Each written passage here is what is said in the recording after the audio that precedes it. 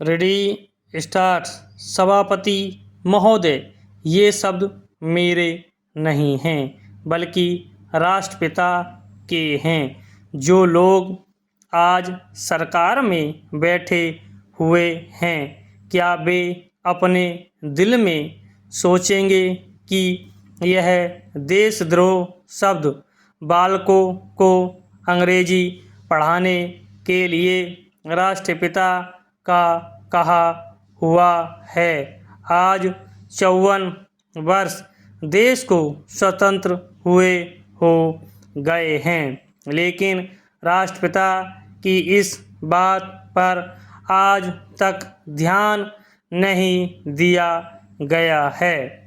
अंग्रेजी भाषा को पढ़ाना क्यों बंद नहीं किया गया और उसको दैनिक कार्यों में क्यों प्रयोग में लाया जाता है?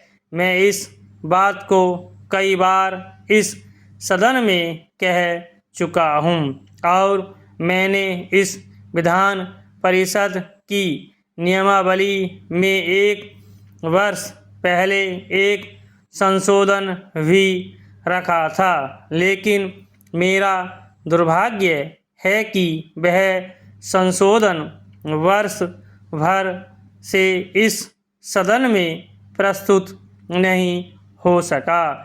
मेरी अपनी राय है कि कम से कम दैनिक कार्यों के लिए यदि सरकार अंग्रेजी भाषा पर बंधन लगा दे तो बहुत अच्छा हो और जो यह अनुशासनहीनता है वह भी समाप्त हो जाए।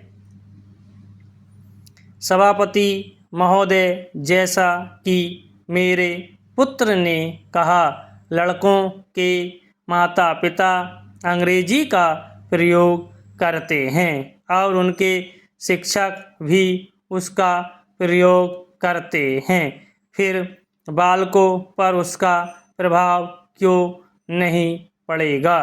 मैं उनसे सहमत हूँ कि बालकों में नकल करने की आदत होती है, जैसा वे अपने बड़ों को करते देखते हैं वैसा ही वे करते हैं। अगर हम कोई बुरा काम करेंगे तो उसका प्रभाव बालकों पर अवश्य पड़ेगा। आप देखेंगे कि जिस मनोवृत्ति के माता पिता और शिक्षक होते हैं, उसी प्रकार के बालक भी होते हैं। हम दूसरों को तो परामर्श दे देते हैं, लेकिन स्वयं उस पर अनुपालन नहीं करते। इसके साथ ही साथ हमको शिक्षा प्रणाली की ओर भी ध्यान देना है।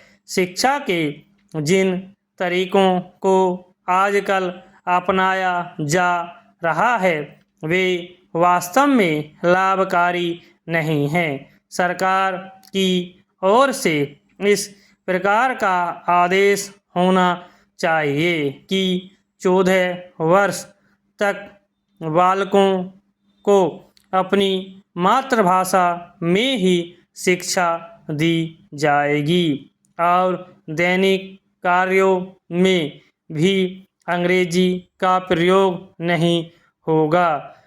इस प्रस्ताव में अनेक महत्वपूर्ण बातों की ओर ध्यान दिलाया गया है। मैं समझता हूँ कि जब माननीय मंत्री जी इसका उत्तर देंगे तो कह देंगे कि हम बहुत सी बातों पर कार्यान्वयन कर रहे हैं, लेकिन मैं समझता हूँ कि उन पर कोई कार्यान्वयन नहीं हो रहा है।